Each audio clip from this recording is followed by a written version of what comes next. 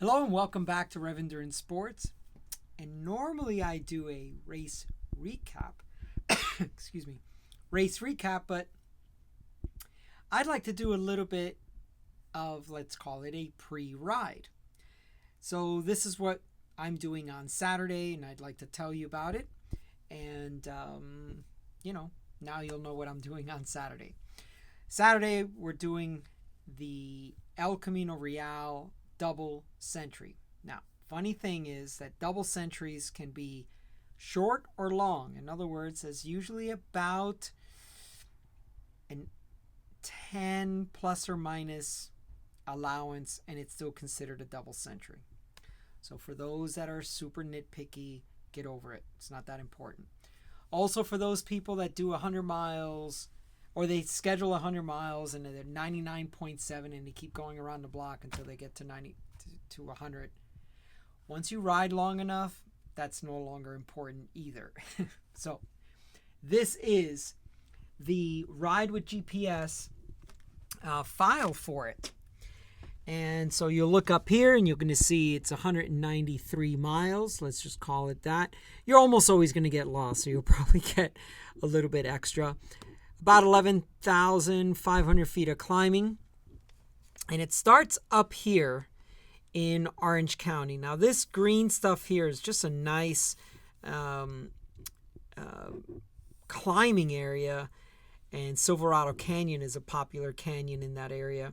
And then this goes up and over and down, right? So this is all kind of climbing stuff along here as well. There's Palomar Mountain, very, very famous mountain here. And again, here, lots of stuff.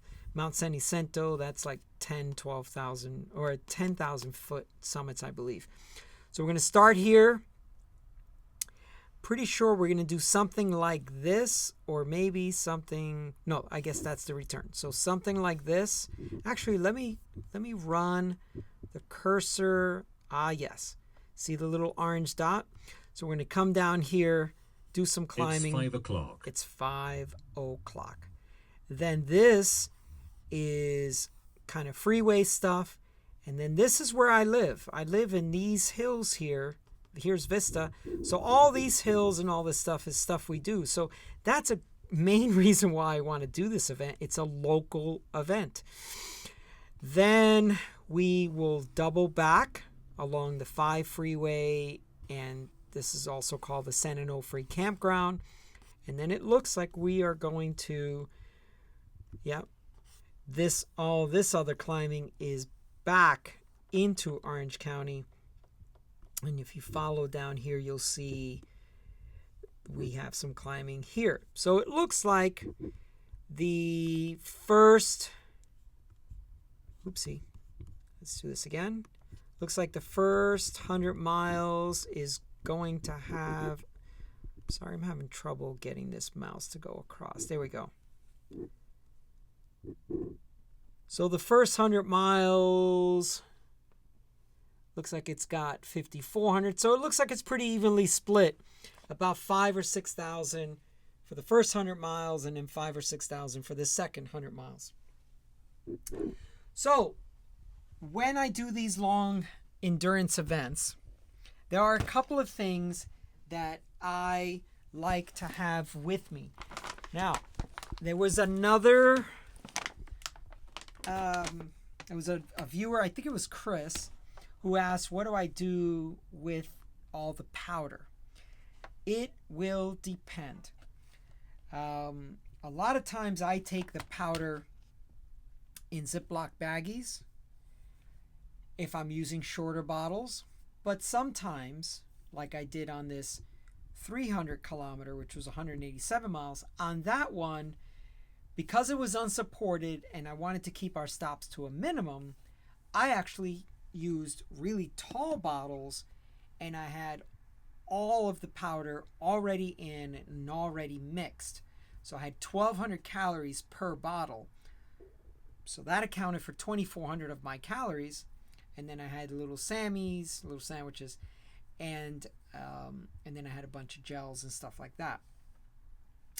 And in that video, I know it's 42 minutes, so a lot of you may not want to watch the whole thing. You may lose interest or glaze over. But there are a lot of tips I am constantly giving in these long form videos. Some of you have asked for long form videos, so please watch them. I spend an inordinate amount of time trying to give you as much information as possible. Now, I brought with me 4,200 calories on that ride. They were all on me, so I didn't have to buy anything at any of the stores except water, because we got to mile 160 before we even stopped for the first time. So 4,200 calories. So I had used this product plus this product to get 1,200 calories in each bottle. And that tasted great. And I might even add a couple of more scoops to get it maybe up to 1,400 calories per bottle. Then I had the little sandwiches, which were 800 calories for 4 sandwiches. And I had gels and a few things. Now, the reason I do that is because, one, I don't like to stop much. Also, when I stop at events, I don't really like anything that they have at the table. This 200 miler is supported, but I generally just don't like anything that's there. So I just rather carry my own stuff with me. So you decide what you want to do on a 100 miler, charity ride, 50 miler, whatever. I like to have all the stuff with me, and that includes having all my lights with me. That includes having all my cold weather clothing. They offer bag drops, but personally, that always becomes a huge logistical nightmare for the organizer, but then for you. What if you get to a certain point, your bag's not there yet? You know, you're ahead of SAG, and that's happened to me a lot. I've gotten to aid stations, they're not set up yet. And then what do? Right? If I'm relying on the event organizer to have my stuff or to have their stuff, and I get to that checkpoint and they're not there, then what? I'm screwed, right? So here's the thing. Carry all your own stuff. If all you need is water, you can eventually get water. You can get it from a convenience store. You can get it from anywhere, even if your event is supported, but especially if your event is unsupported. So I can tell you so many stories about times that I've sent a bag ahead, or maybe there was a point where there was a mountain that we climbed. It was a 10,200 foot summit.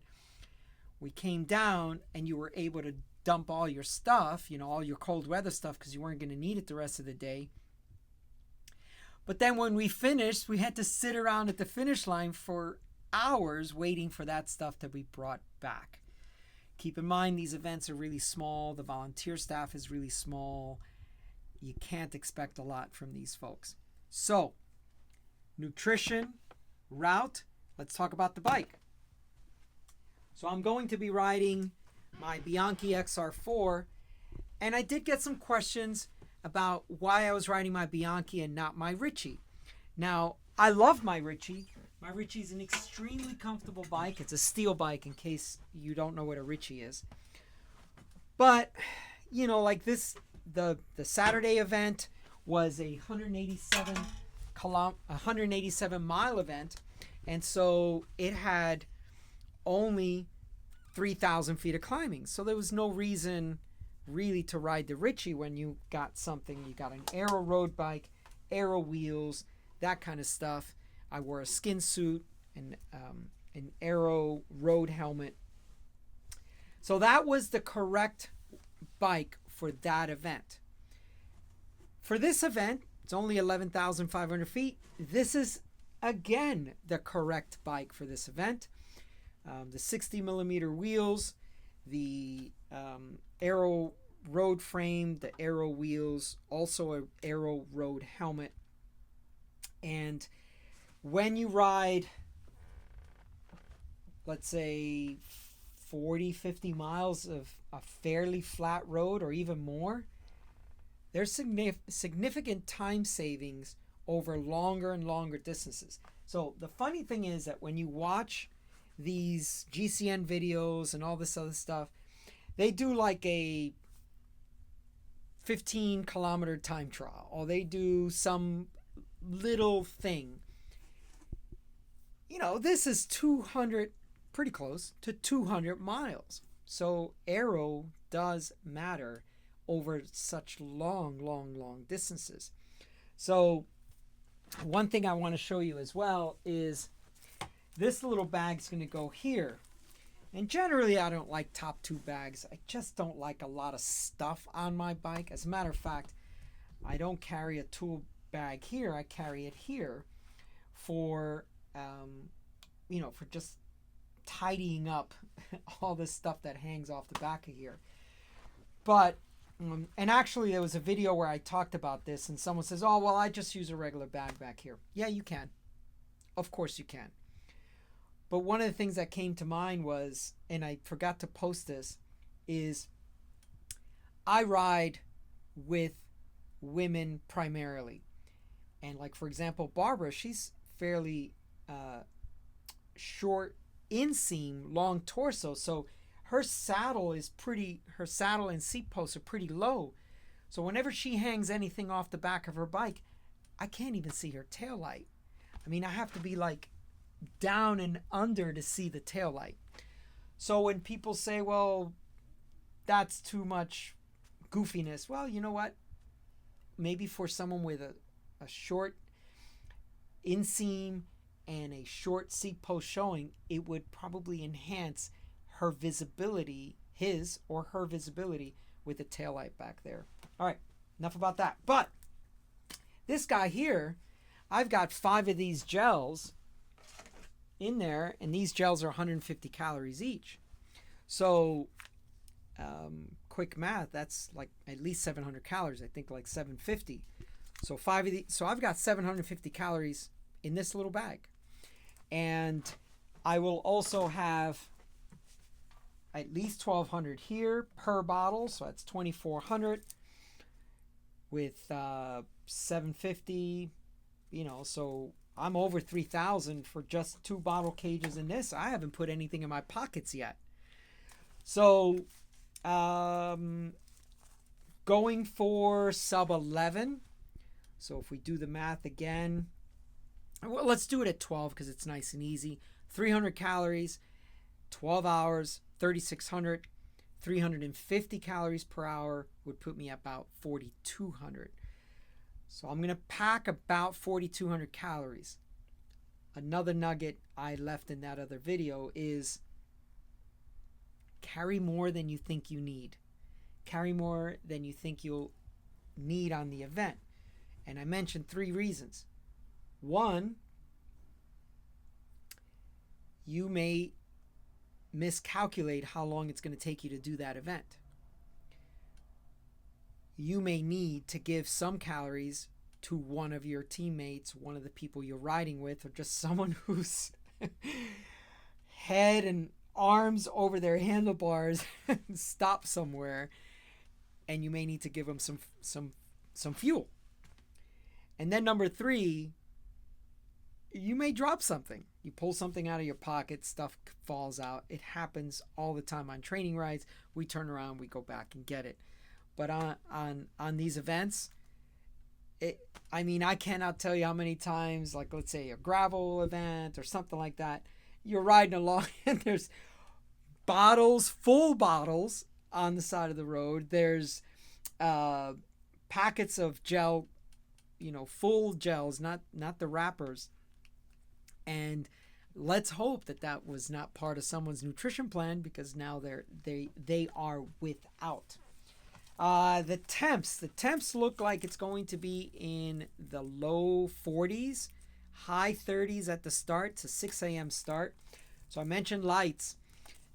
So sunrise is just a little after 6:30. So we're going to be about a half hour in the dark and then carry our lights the rest of the day.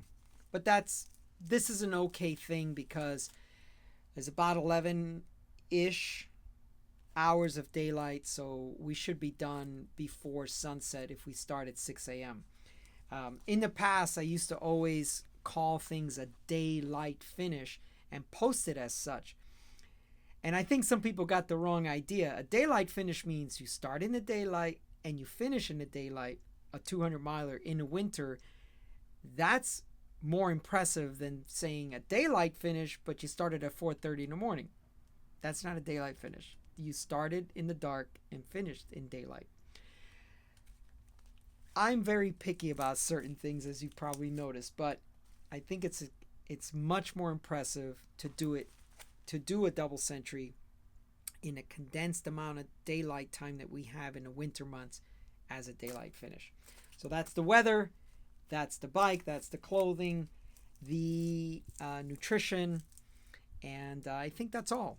So if you have questions, maybe you're getting out to do your first 50 miler, 100 miler, and you've got questions, please drop them down below. I've become kind of an old hat at these things, and I honestly don't know what questions you have.